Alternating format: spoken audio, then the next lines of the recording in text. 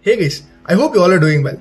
Welcome to the next episode of The Logical Charts. Today, we will be looking at a critical concept in IND AS 12 in relation to how deferred tax works in relation to property, plant and equipment along with revaluation gain.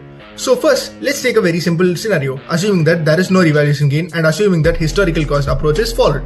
Let's say the book base, that is the amount appearing in the books of accounts after applying the principles outlined in IND AS 16 comes out to Rs 100.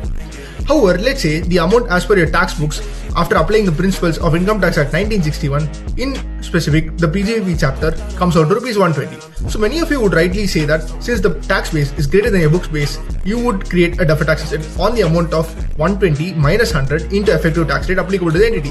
Let's say the entity is an alternate tax regime and the tax rate applicable to the entity is 25.17%. So in such a case, the deferred tax asset that would be created would be to the extent of 20 into 25.17%, thereby yielding a deferred tax asset to the extent of Rs 5. So the journal entry that would be passed here is deferred tax asset account debit 5 to P&L Rs 5. Okay, let's tweak this a bit, okay? So let's think a bit.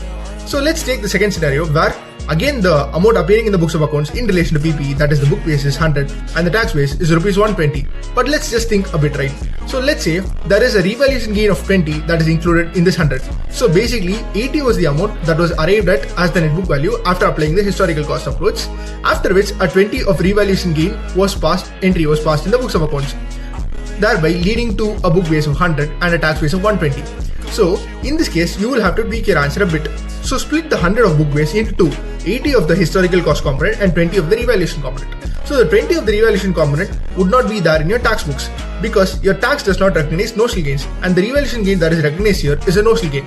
So in such a scenario, the 20 would only be there as the book base and not there in the tax base. Since the book base of the asset exceeds the tax base of the asset, this would lead to a deferred tax liability to the extent of 25.17% into Rs 20, thereby leading to a deferred tax liability of Rs 5. So the entry that would be passed here is OCA account debit 5 to deferred tax liability 5. OCA is getting hit here because the deferred tax liability that is created is in relation to an item that actually goes into OCA, right? So now we are left with 80 now, which is basically 100 minus 20 because the 20 has already been factored in the deferred tax liability. So basically your book base now is 80 while your tax base is 120. So now you will have to create a deferred tax asset on the difference of 120 minus 80, 40. So basically 40 into 25.17%, the effective tax rate would yield a deferred tax asset of Rs 10. So the entry that we would be passing in this case is deferred tax asset account debit 10 to P&L 10. So your net deferred tax asset in the financials would be 10 minus 5, which equals 5, and your P&L credit in relation to deferred tax would be Rs 10, and your OCA debit in relation to deferred tax would be Rs 5.